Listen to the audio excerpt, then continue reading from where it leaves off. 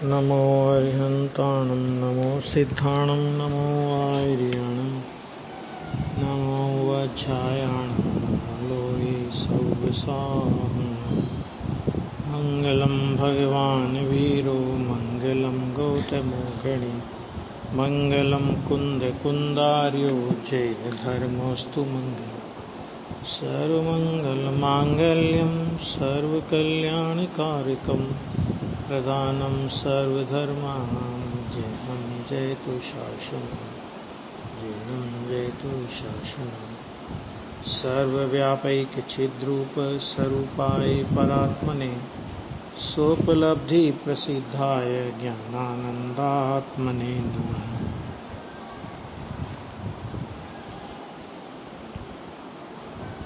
प्रवचन सार गाथा 172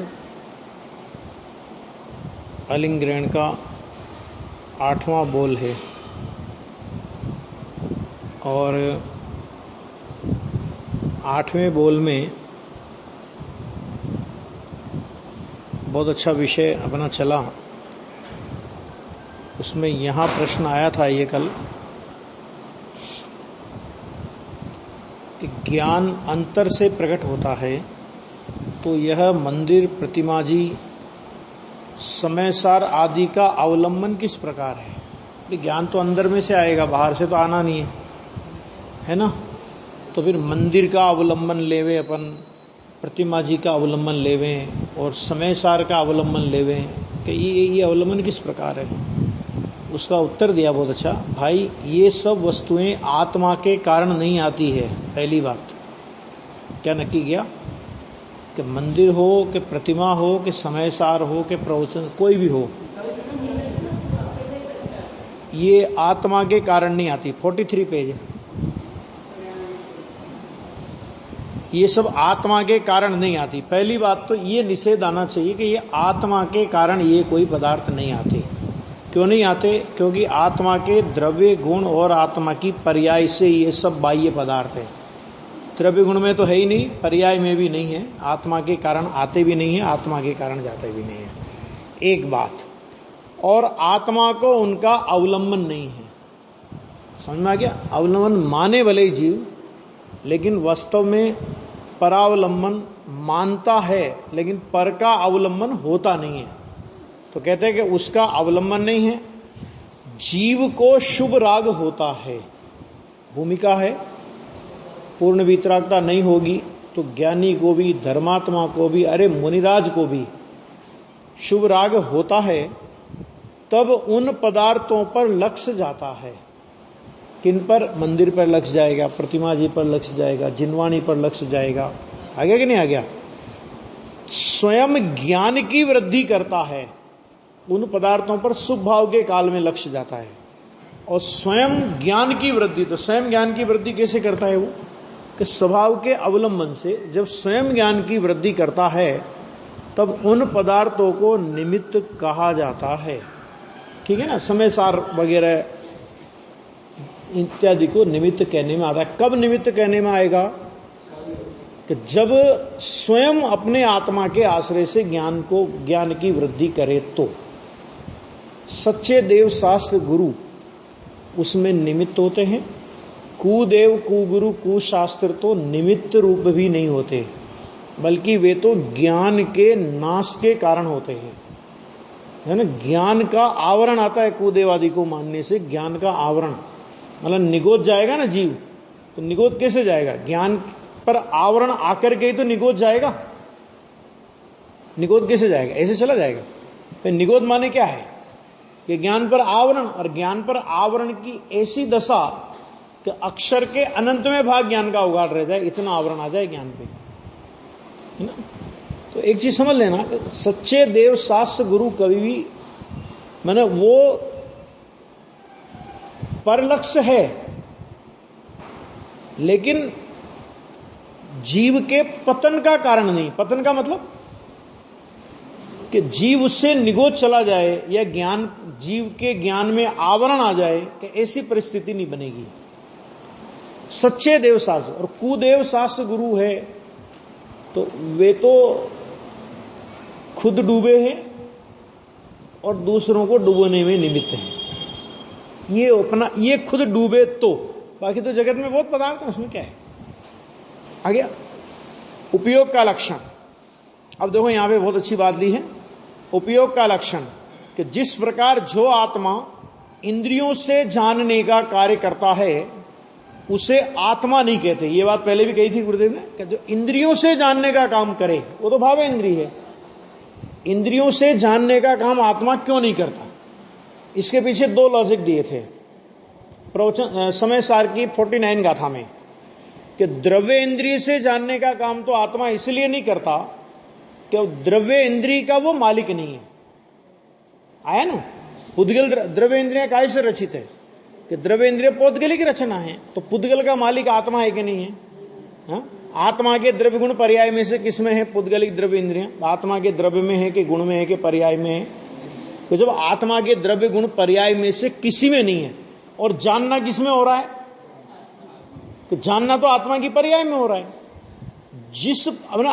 जानना हो रहा है पर्याय में, और द्रव्य इंद्रिय द्रव्य गुण और पर्याय तीनों में नहीं है, वो तो बाहर की चीज है ना एकदम।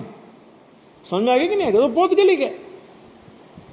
तो इंद्रियों से जानना कैसे हो, एक बात। दूसरी बात, जो पुद्गल है जिसमें खुद में जानने का स्वभाव नहीं है ना, जिसमें खुद में जानने का स्वभाव नहीं, एक अंधा दूसरे अंधे से कहे कि मुझे रास्ता पार करा दे, तो कि भैया मैं तो खुद ही आगे, समझ में ना, कि ये स्थिति है, तो उसमें खुद में ज्ञान नहीं है, तो वो तुम्हारे को ज्ञान कैसे कराएगी। अब दूसरा दिया था कि भावेंद्रिय से जानता है कि नहीं जानता है, तो उसका हेतु दिया था कि आत्मा के स्वभाव की ओर से देखो, तो खंड खंड भावेंद्रिय का भी भगवान आत्मा में अभाव है, इसलिए भावेंद्रिय के माध्यम से भी आत्मा नहीं जानता है ना, ये कह रहे हैं यहां पे। तो ये कहा कि जिस प्रकार जो आत्मा इंद्रियों से जानने का कार्य करता है उसे आत्मा नहीं कहते, वो तो जड़ हो गया, क्योंकि इंद्रियां जड़ है। अरे द्रव्य इंद्रिय तो जड़ है ही, एक न्याय से भावेंद्रिय को भी जड़ कहा। क्यों कहा, कि वो जानती किसको है, तो वो पुद्गल को जानने में निमित्त है ना। तो जो अगर वो ज्ञान है तो उस ज्ञान को ज्ञान कौन कहे, जो ज्ञाय को प्रसिद्ध नहीं करे। नहीं आया समझ में, कि जो जिस ज्ञान में ज्ञान स्वरूपी तत्व प्रसिद्ध नहीं हो, जाननहार जानने की पर्याय में प्रसिद्ध नहीं हो, तो उसे जानना कौन कहेगा। जिस हम कहते क्या भाव इंद्रिय तो जानने के, अरे भैया वो पुद्गल को जानने में निमित्त है, आत्मा को जानने में निमित्त नहीं है। तो पुद्गल को प्रसिद्ध करती है, तो पुद्गल को प्रसिद्ध करने वाली खुद पुद्गल है, हम तो ये कह रहे हैं, आचार्य कहते हैं। योगसार में आया है, योगिंद्र अमित गति आचार्य का एक योगसार प्राभृत नाम का शास्त्र है, समझ में आ गया। तो योगसार प्राभृत नाम के शास्त्र में यह बात आई है। कौन सी बात आई, तो भाव इंद्रियां भी जड़ है। बहुत गंभीरता से सुनो, ये विषय ऐसा गंभीर विषय है कि थोड़ा सा भी उपयोग स्लिप हुआ ना तो गए काम से। बहुत गंभीर विषय, सामान्य विषय नहीं है। भाव इंद्रियां भी जड़ है। क्यों जड़ है, क्योंकि उनकी प्रवृत्ति में, देखो ध्यान से सुनना, उनकी प्रवृत्ति में निमित्त है जड़ इंद्रियां। एक बात, भावेंद्रिय की प्रवृत्ति में निमित्त कौन है, तो भावेंद्रिय की प्रवृत्ति में निमित्त जड़ इंद्रियां। और वो भावेंद्रियां प्रसिद्ध किसको कर रही है, तो प्रसिद्ध भी जड़ को कर रही है। तो जिसकी प्रवृत्ति में निमित्त जड़ माना पुद्गल, और जो पुद्गल को ही प्रसिद्ध करे, तो आत्मा के साथ उनका संबंध क्या है, नहीं ऐसा नहीं। वो आत्मा का कुल दीपक है या पुद्गल का कुल दीपक है, वो मान जिस किसको प्रसिद्ध कर रही है, वो पुद्गल को प्रसिद्ध कर रही है ना। तो पुद्गल को प्रसिद्ध करने वाले को हम पुद्गल कहते हैं। आ गया, तब तो भेद ज्ञान कराया।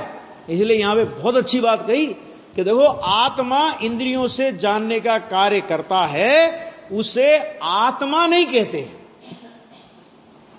उसे तो हम जड़ कहते हैं, अनात्मा कहते हैं। उसी प्रकार जो आत्मा अपने को पुण्यवान पापवान मानता है, तो पुण्य और पाप ये क्या है भैया? कौन सा तत्व है? आश्रव तत्व है कि बंध तत्व है कि जीव तत्व है? कि आश्रव बंध तत्व है। पुण्य पाप का समावेश आश्रव बंध में होता है। तो जिसने अपने को पुण्यवान माना, जिसने अपने को पापवान माना, उसने अपने को आत्मा माना ही कहां? उसने तो अपने को आश्रव और बंध माना, क्योंकि वो तो आश्रव बंध का स्वरूप है।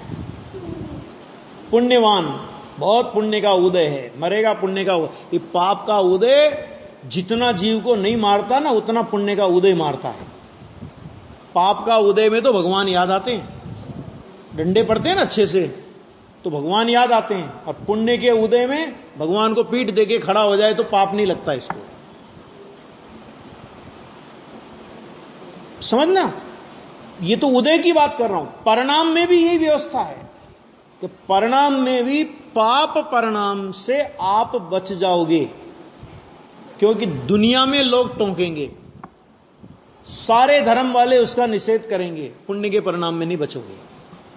सारी दुनिया प्रशंसा करेगी, वाह वाह क्या गजब आपका जीवन है ना, पर अंदर में खुद को भी थोड़ा सा कुछ करते हम लोग। ये समझना कि उसको आत्मा नहीं कहते, पुण्यवान पापवान माने ना, आत्मा नहीं कहते उसे। वो तो आश्रवबंध का लक्षण है। पुण्य पाप परिणाम तो आश्रव का भेद है, वो आत्मा का भेद है ही नहीं, उसे आत्मा नहीं कहते। उसी प्रकार जो उपयोग अपने ज्ञाता दृष्टा शुद्ध स्वभाव का अवलंबन छोड़कर, ध्यान से शब्द पे ध्यान देना, ज्ञाता दृष्टा स्वभाव का अवलंबन छोड़कर ज्ञानी को भी उपयोग पर की ओर जाता है, ज्ञानी का उपयोग भी, लेकिन उसको ज्ञाता दृष्टा स्वभाव का अवलंबन नहीं छूटता। समझना क्या? जैसे बहन श्री के बच्चामत में एक बोल आया कि आकाश में पतंग उड़ती है और डोर हाथ में है, कोई दिक्कत नहीं, डोर हाथ में है ना, फिर आकाश में पतंग उड़ती है तो उड़े, कोई दिक्कत नहीं है ना। उसी तरह उपयोग की डोर हाथ में है, मतलब उपयोग ने भगवान आत्मा का निज घर एक बार उपयोग ने देख लिया, अब उपयोग बाहर में गया तो भी भटकेगा नहीं और अनंत काल तक वो बाहर नहीं रह सकेगा। अरे अनंत काल की बात तो छोड़ो, असंख्य समय भी वो उपयोग बाहर नहीं रहेगा, क्योंकि असंख्य समय में तो केवल ज्ञान हो जाएगा, साधक को असंख्य समय में तो केवल ज्ञान हो जाएगा। तो अंतर्मुखता के लिए तो असंख्य समय भी नहीं चाहिए उपयोग को। आगे समझ में क्यों? कि इसलिए यहां पे शब्द लिखा कि आत्मा का अवलंबन, जो उपयोग अपने ज्ञाता दृष्टा शुद्ध स्वभाव का अवलंबन छोड़कर मतलब कोई ऐसा समझे कि पहले तो अवलंबन लिया था और अभी अवलंबन छोड़ दिया, कि ऐसा नहीं है। छोड़ने का मतलब अनादि से अज्ञानी ने आत्मा का अवलंबन किया ही नहीं, तो किया ही नहीं तो उसको बोलते हैं कि अवलंबन छोड़कर। समझ में आगे नहीं आ गया? और ज्ञानी को पर में उपयोग जाता है तो ज्ञाता स्वभाव का अवलंबन नहीं छूटता। जैसे अपन लोग घर से घूमने जाते हैं तो घर का पता है कि नहीं अपने को? घर का रास्ता पता है ना, तो घर का रास्ता पता है और हम घूमने जाते हैं, तो हमारे घूमने को कहते हैं घूमना। और कोई घर का रास्ता भूल गया और हमारे जिस रोड पे हम घूम रहे हैं उसी रोड पे वो घूम रहा है, तो उसको कहते हैं भटकना। क्रिया दोनों की एक जैसी हो रही है, दोनों एक ही रोड पे घूम रहे हैं, लेकिन एक का घूमना वो भटकना कहलाता है और दूसरे का घूमना वो घूमना कहलाता है। क्यों कहलाता है? कि जिसे अपने घर का पता है वो घूम घाम कर थोड़ी देर में अपने घर आ जाएगा, और जिसको घर का पता ही नहीं, जो घर ही भूल गया, कि वो तो किन किन गलियों में किस किस रोड पर भटकेगा, अभी कुछ भरोसा नहीं। आ गया?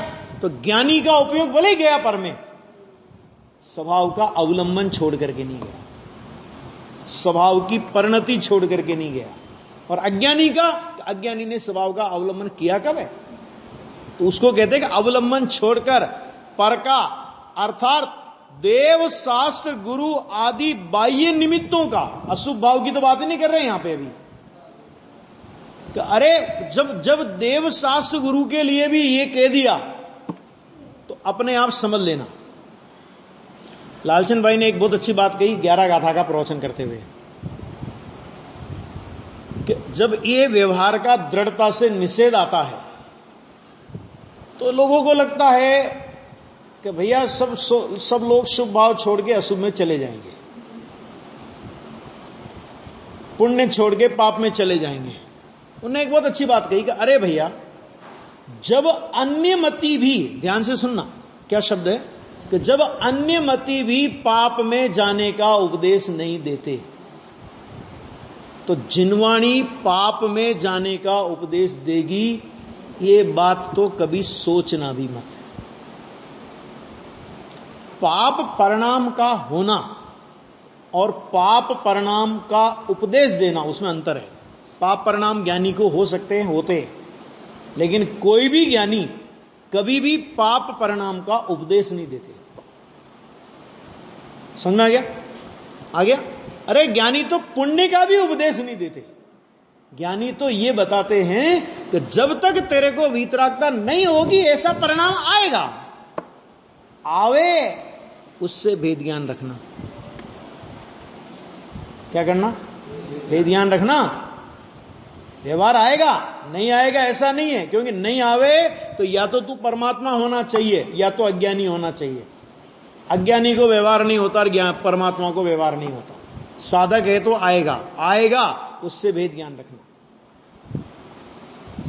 आएगा वो तो भूमिका के अनुसार। ठीक है? तो यहां पे क्या कहा कि पर का अर्थात देव शास्त्र गुरु और बाह्य निमित्तों का वाणी अथवा शुभ राग का अवलंबन लेता है। अवलंबन लेने का मतलब क्या? कि उसमें अपनापन स्थापित करना। अवलंबन लेने का मतलब क्या होता है? तो उसमें अपनापन। देखो, समय सार के बंद अधिकार में बंद के कारणों की चर्चा करते हुए बहुत अच्छी बात कही कि अपनी आत्मा की उपयोग भूमि में रागादि का मिलाना, वो बंध का कारण है। क्या मतलब इसका? उपयोग भूमि में रागादि का मिलाना, रागादि का होना मात्र बंध का कारण नहीं है। ध्यान देना, ज्ञानी को रागादि होते हैं, लेकिन ज्ञानी को बंध से क्लीन चिट दी आचार्य भगवान ने। ज्ञानी को बंध होता ही नहीं। क्यों नहीं होता? क्योंकि अनंत संसार का बंध नहीं होता तो उसे हम बंध ही नहीं कहते। ठीक? तो उपयोग में रागादि, उपयोग भूमि में रागादि को मिलाना, इसका मतलब क्या हुआ? मिलाने का मतलब क्या हुआ? मिक्सअप करना। उसका मतलब क्या हुआ? कि दोनों को एक में करना। जैसे अपन बोलते नहीं बोलते, ये 3 दवाएं हैं, इनको मिक्सअप कर दीजिए। क्या मतलब? इनको ऐसा घोंट दो इनको कि इनकी विविधता, कि ये अलग अलग है, ऐसा तुम्हें दिखाई नहीं दे। इसका नाम है मिक्सअप करना। तो उपयोग भूमि में रागादि को मिलाना, इसका मतलब क्या? कि ज्ञान में राग ज्ञात होने पर, ज्ञान की स्वच्छता में राग तो ज्ञात होगा, ज्ञात होने पर मैं ही रागी हूं, इस तरह राग के साथ तादात्म्य वृत्ति धारण कर लेता है। इसका नाम है उपयोग में रागादि को मिलाना। और जहां उपयोग में रागादि को मिलाया, अनंत संसार का बंध वहीं खड़ा है, कहीं जाने की जरूरत नहीं। दूसरी जगह अनंत संसार खड़ा है। आ गया? ज्ञानी को कितना ही रागादि हो, तीव्र से तीव्र कसाय कृष्ण लेस्या के परिणाम हो, अनंत संसार का बंध नहीं कर रहा। क्यों नहीं कर रहा? क्योंकि उस राग से भी उसको भेद ज्ञान की धारा चल रही है। और अज्ञानी को शुक्ल लेस्या का परिणाम हो, 9वें ग्रेवक जाने की तैयारी हो, तो भी अनंत संसार का बंध साथ में लेकर के जा रहा है। क्यों? क्योंकि उस कसाय की मंदता के परिणाम को उपयोग भूमि में मिलाता है, उसका अवलंबन करता है, उसमें अपनापन स्थापित करता है। यही मैं हूं ऐसा अभिप्राय अंदर में पड़ा हुआ है। ये यहां पे कह रहे हैं, उसका इनका अवलंबन लेता है उसे यहां उपयोग ही नहीं कहा है। नहीं कहा ही नहीं। क्यों कहे उपयोग? हम तो उपयोग उसको कहते हैं जिसमें उपयोगवान प्रसिद्ध हो। उपयोगवान की प्रसिद्धि करे उसका नाम उपयोग, और उपयोगवान की प्रसिद्धि नहीं करे, उपयोगवान को तिरोभूत करे, उपयोगवान को आच्छादित करे। जब हमने राग के साथ में उपयोग की एकाग्रता की, राग के साथ में उपयोग को एकत्र रूप माना, तो भगवान आत्मा से उपयोग को विभक्त कर दिया। मैंने भगवान आत्मा को अलग कर दिया उससे, हो गया, काम खत्म हो गया। वो कहते कि हम उसको उपयोगी नहीं कहते हैं। तो आगे बात थोड़ी गंभीर है। देखो अभी आगे का पैरा कि जो आत्मा इंद्रियों का लक्ष्य छोड़कर, देखो इंद्रियां छोड़कर नहीं कहा, ध्यान से सुनना, इंद्रियों का लक्ष्य छोड़ सकते हो आप। द्रव्य इंद्रियां तो छोड़ ही नहीं सकते, अनंत भगवान की भी ताकत नहीं कि द्रव्य इंद्रियों को छोड़ दे। वो सिद्ध होंगे तभी देह छूटेगी। और भावेंद्रिय भी जब तक ज्ञान परिपूर्णता को प्राप्त नहीं होगा, भावे इंद्रियां भी रहेंगी। भावे इंद्रियों का लक्ष्य छोड़ सकते हो, द्रव्य इंद्रियों का लक्ष्य छोड़ सकते हो। द्रव्य इंद्रिय को नहीं छोड़ सकते और भावे इंद्रिय को भी नहीं छोड़ सकते। क्योंकि द्रव्य इंद्रिय को क्यों नहीं छोड़ सकते? चलो, द्रव्य इंद्रिय को क्यों नहीं छोड़ सकते? क्योंकि अपनी द्रव्य गुण पर्याय में नहीं है। सीधा सा निषेध ऐसा आना चाहिए ना कि अपने द्रव्य गुण पर्याय में नहीं है, और जो चीज अपने द्रव्य गुण पर्याय में नहीं है उसका ग्रहण करने वाला और उसका त्याग करने वाला आत्मा तीन काल तीन लोक में नहीं हो सकता। शरीर आत्मा के द्रव्य गुण पर्याय में है? नहीं है ना। तो शरीर के प्रति राग तो छोड़ सकते हो, शरीर के प्रति एकत्व तो छोड़ सकते हो, लेकिन शरीर को नहीं छोड़ सकते। अपने द्रव्य गुण पर्याय में है ही नहीं। तो जो अपने द्रव्य गुण पर्याय में नहीं, अपने लिए पर कि पर है, उसके लिए आत्मा के पास त्यागोपादान शून्यत्व नाम का स्वभाव है कि पर का ग्रहण और पर का त्याग आत्मा कर नहीं सकता। भावेंद्रिय में क्या है कि जब तक ज्ञान परिपूर्णता को प्राप्त नहीं होगा, है ना, तब तक ज्ञान में अतीन्द्रिय ज्ञान और इंद्रिय ज्ञान की दो धाराएं चलेंगी। जैसे जब तक चारित्र वीतरागता को प्राप्त नहीं होता, परिपूर्ण वीतरागता को प्राप्त नहीं होता। देखो, एकमात्र श्रद्धा गुण ऐसा है जो एक ही झटके में पूरा होता है, या तो इस पार या उस पार, उसमें कोई काम ही नहीं बीच का। या तो मिथ्या से होगी या तो सम्यक होगी, है ना। अब ज्ञान में दो धाराएं और चारित्र में दो धाराएं। ज्ञान में दो धाराएं कौन सी? एक इंद्रिय ज्ञान और एक अतीन्द्रिय ज्ञान। स्वभाव का जितना लक्ष्य है उतना अतीन्द्रिय ज्ञान, और जितना पर सन्मुख उपयोग जाता है उतना इंद्रिय ज्ञान। ये दो धाराएं भी जब तक ज्ञान परिपूर्णता को प्राप्त नहीं होगा चलेगी। कैसे चलेगी?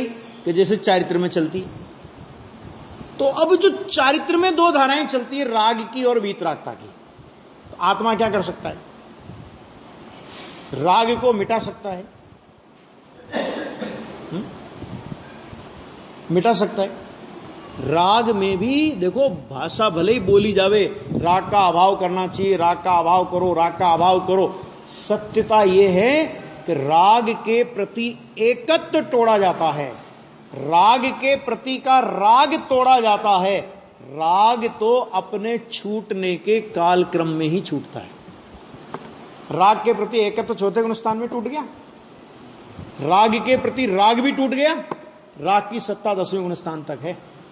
करके दिखा दे 10वें गुण स्थान के पहले कोई ज्ञानी धर्मात्मा भी राग की सत्ता का अभाव करके दिखा दे। है किसी में? बोलो। आया कि ये बहुत अच्छा आया। वचनामत में एक बोल आया कि भाई अधीर होने की आवश्यकता नहीं है। राग परिणाम को भी उतावल से तू छोड़ने जाएगा, पर्याय बुद्धि में चला जाएगा। क्यों? क्योंकि वो तेरे छोड़ने से नहीं छूटता, क्योंकि तेरे लाने से नहीं आता। तेरे लाने से आता हो तो तेरे छोड़ने से छूटेगा। समझ में आ गया? स्वरूप की अस्थिरता है तो उसका परिणमन होता है, स्वरूप की स्थिरता होगी तो उसका परिणमन खत्म हो जाएगा। राग को भी छोड़ने का जीव का स्वभाव नहीं है। राग का त्याग वो भी नाम मात्र कथन है। औरों की तो बात क्या करें अभी। और हम तो काय के ठेकेदार बने हुए, मैंने ये छोड़ दिया, मैंने वो छोड़ दिया, 10-5 चीजें छोड़ करके अपने को धर्मात्मा मानते हैं, और धर्मात्मा का सर्टिफिकेट चाहिए थे। वस्तु स्वरूप क्या है, ये नहीं छोड़ सकता, लक्ष्य छोड़ सकता है। इसी तरह इंद्रिय ज्ञान को, इंद्रिय ज्ञान न द्रव्य इंद्रिय का भी बता दिया, ऐसे ही भावे इंद्रिय का भी लक्ष्य छोड़ सकता है। परिणमन नहीं, परिणमन तो अपने अवसर में जाएगा, आप उससे अपना लक्ष्य हटा सकते, उपयोग हटा लो वहां से, वस्तु नहीं हटेगी, वस्तु तो जितने काल रहनी रहेगी। आगे अंदर की बात बता, बाहर की तो होगी, अंदर में भी ये व्यवस्था है कि राग को भी उतावल से छोड़ने जाएगा, पर्याय बुद्धि में चला जाएगा। मेरे को इसी समय राग का अभाव करना है, मेरे को इसी समय राग का अभाव करना है। इसका मतलब क्या हुआ कि तू पर्याय के क्रम को हेर फेर करने वाला पर्याय बुद्धि मिथ्या दृष्टि है। आ गया। इतनी धीरता हो तो जैन दर्शन समझ में आएगा। ये देखो क्या कहते हैं इसमें कि आत्मा इंद्रियों का लक्ष्य छोड़कर अतीन्द्रिय स्वभाव का लक्ष्य करता है तथा जो स्वयं को पुण्य पाप रहित शुद्ध जानता है वही आत्मा है। सीधा सा मतलब क्या हुआ कि जो आत्मा को जानता है वो आत्मा है। इसका मतलब यही हो गया ना, पुण्य पाप से रहित शुद्ध आत्मा को। इसका मतलब सीधी सीधी भाषा में कहेंगे तो क्या कहेंगे अपन कि जो आत्मा को जानता है वो आत्मा है। समझ में गया।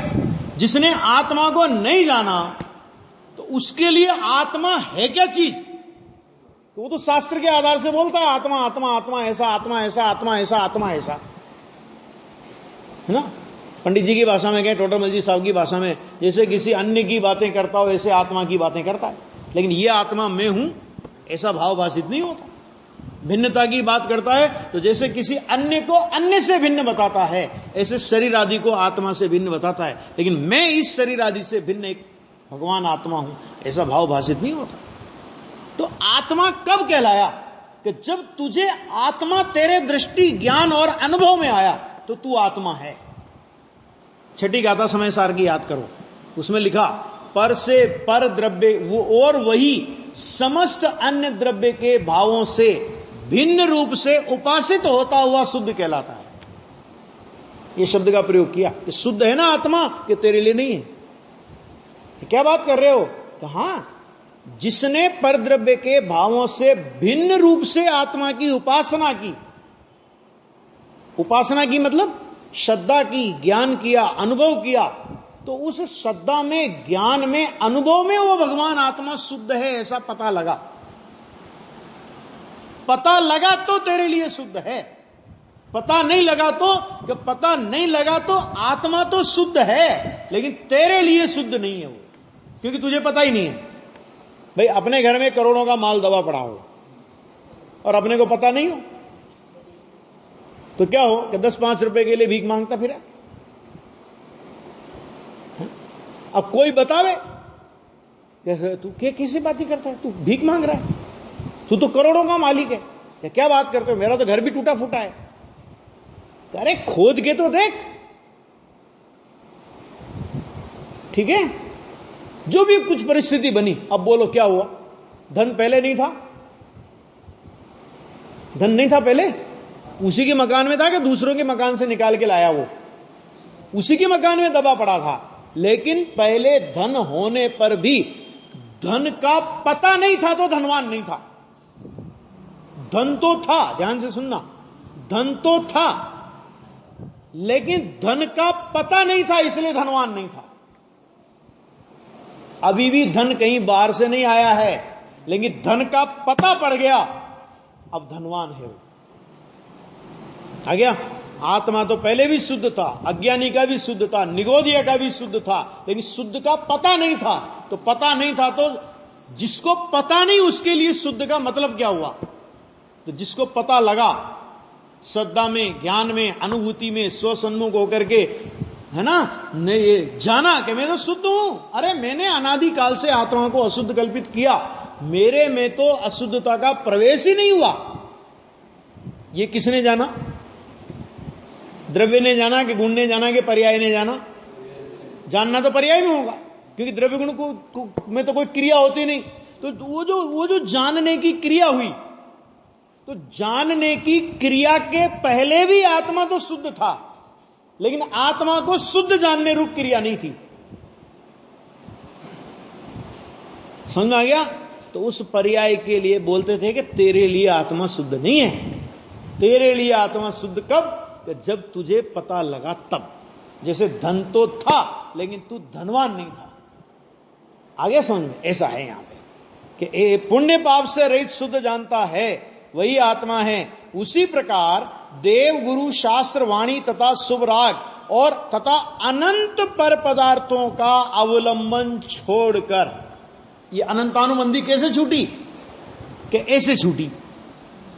क्या अनंत, देखो एक स्वभाव का अवलंबन लिया, ध्यान से सुनना, कि एक स्वभाव का अवलंबन लिया अपन ने, तो जगत के अनंत पर पदार्थों का अवलंबन छूट गया। क्या मतलब? कि पहले क्या होता था कि पहले एक आत्मा में अपनापन नहीं था और आत्मा के अलावा सारे विश्व में अपनापन था। क्या मतलब? जिस पर्याय में गए उसी में अपनापन। समझ आ गया कि नहीं आ गया? तो एक आत्मा में अपनापन नहीं था और अनंत विश्व के अनंत पदार्थों में अपनापन था। इसका नाम मिथ्यात्व सहित अनंतानुबंधी। क्यों? क्योंकि हमारा यह परिणाम विश्व के अनंत पदार्थों के साथ में अनुबंध करता है। अभी क्या हुआ? समय दर्शन हुआ तो क्या हुआ कि एक आत्मा का अवलंबन हुआ और एक आत्मा का अवलंबन होते ही विश्व के अनंत पर पदार्थों के साथ में अपनेपन का अवलंबन टूट गया। समझ में आ गया? जिसने अनंत को छोड़ दिया, जगत को उसकी महिमा नहीं आती, है ना। और जिसने दो चार रस छोड़ दिए, ये छोड़ दिया वो छोड़ दिया, तो वो त्यागी की त्यागी होके घूमता है। ये बड़ा त्यागी, ये त्यागी है, वो इसने ये छोड़ दिया, इसने छोड़ दिया। अरे वो अनंत पर पदार्थों का अवलंबन छोड़ करके सम्य दृष्टि बैठा है और इसने ये मैंने छोड़ दिया। इस तरह इस दो चार छह चीजों के छोड़ने का अभिमान करके बैठा है। बोल कौन त्यागी है? अभी त्यागी कौन है? बताओ। हाँ? जिसने अनंत का अवलंबन छोड़ा वो त्यागी है कि रविवार को नमक नहीं खाया, सोमवार को शक्कर नहीं खाई, रविवार ये मंगलवार को ये नहीं खाया, हो गया रस का त्यागी? अरे चैतन्य का रस अंदर में नहीं आया तो जड़ के रस का त्याग तेरे को हो ही नहीं सकता। जड़ का रस का त्याग हुआ ना तो जड़ के रस के त्याग का अभिमान चढ़ गया। काय का त्याग हुआ? एक आदमी पहले बहुत गुस्सा करता था, उससे कहा भाई मत करा कर, अच्छी बात नहीं है। ठीक है जी, नहीं करूंगा, आज के बाद गुस्सा नहीं। और फिर वो देखो पहले मैं बहुत गुस्सा करता, अब मैं गुस्सा बिल्कुल नहीं करता, अब मैं गुस्सा बिल्कुल नहीं करता। वो बुलाया, क्रोध को बुलाया, भाई इधर आ। क्या हो गया? तूने इन भाई साहब का साथ कैसे छोड़ दिया? हैं? कैसे छोड़ दिया? मैंने कहा छोड़ा, मैंने अपने बड़े भाई को भेज दिया। नहीं ऐसा, मैंने गुस्सा नहीं छोड़ दिया है, मैं अब गुस्सा नहीं करता हूं। क्रोध ने कहा मैंने अपने बड़े भाई साहब को भेज दिया है, वो संभाल रहे हैं आजकल इनको। समझ में आ गया? चैतन्य का रस जब तक नहीं आएगा, चैतन्य का ग्रहण जब तक नहीं होगा, कोई त्याग नहीं हो सकता। ये यहां पे कह रहे हैं देव शुभ राग अनंत पर पदार्थों का अवलंबन। बोलो कितना बड़ा परिग्रह का त्याग। इसलिए कहा मिथ्यात्व सबसे बड़ा परिग्रह क्यों है? क्योंकि मिथ्यात्व में अनंत पर पदार्थों का अवलंबन है। बोलो मिथ्यात्व के परिग्रह के मुकाबले 10 प्रकार के परिग्रहों को किस गिनती में रखा? जरा बताना, बता। सबसे पहला परिग्रह कौन सा रखा बाकी धन धान्य आदि को तो बहुत स्थूल परिग्रह। हमारा राग होवे तो परिग्रह, और हमारा राग नहीं होवे तो जड़ पदार्थ। क्या कहा? हमारा राग होवे तो परिग्रह है, और हमारा राग नहीं होवे तो मुनिराज हैं, जंगल में बैठे हैं, वस्त्र का एक धागा भी नहीं है। ठीक है। अब मुनिराज को किसी ने सर्दी का मौसम देख करके एक गर्म बढ़िया सी कश्मीर की कंबल ला करके, अज्ञानी जीव था, मुनिराज के ऊपर वो कंबल डाल दी। मुनिराज के ऊपर वो परिग्रह है कि नहीं है? देखो, शरीर पर कंबल डली है और परिग्रह नहीं है। 5 पांडव मुनिराजों को केवल ज्ञान हुआ था ना, 3 पांडव मुनिराजों को 5 में से कौन सी दशा में केवल ज्ञान हुआ था? सारे आभूषण शरीर पे थे ना उनके, लोहे के, भले लोहे के सही, लेकिन केवल ज्ञान तो उसी दशा में हो गया। क्यों परिग्रह नहीं थे? क्योंकि राग पूर्वक, एकत्व पूर्वक तो ग्रहण था ही नहीं, राग पूर्वक भी नहीं था, वो तो उपसर्ग था, ज्ञान का ज्ञेय था, वो परिग्रह है ही नहीं, है ना। और अज्ञानी सब कुछ छोड़ करके बैठा हो तो भी मैंने ये छोड़ा है, कहते तू अनंत पर पदार्थों के साथ में एग्रीमेंट करने वाला मिथ्या दृष्टि है, तू धर्म का त्यागी है। नियम सार में ऐसा लिखा कि अज्ञानी भी त्यागी है। कहां है? काय का त्यागी? उन्होंने कहा स्वधर्म का त्यागी, स्वधर्म का त्याग किया उसने। आ गया ये, यहां पे बात आ गई, बहुत बात पूरी हुई। देखो, छोड़कर अपने ज्ञान स्वभाव में जो उपयोग एकाग्र होता है उसे ही उपयोग कहा जाता है। इस 8वें बोल में अलिंग ग्रहण का अर्थ इस प्रकार है, अ मने नहीं, लिंग मने उपयोग, ग्रहण मने बाहर से लाना। अर्थात ज्ञान उपयोग की वृद्धि कहीं बाहर से नहीं होती, ऐसा तू उपयोग रूप ज्ञेय का स्वरूप जान।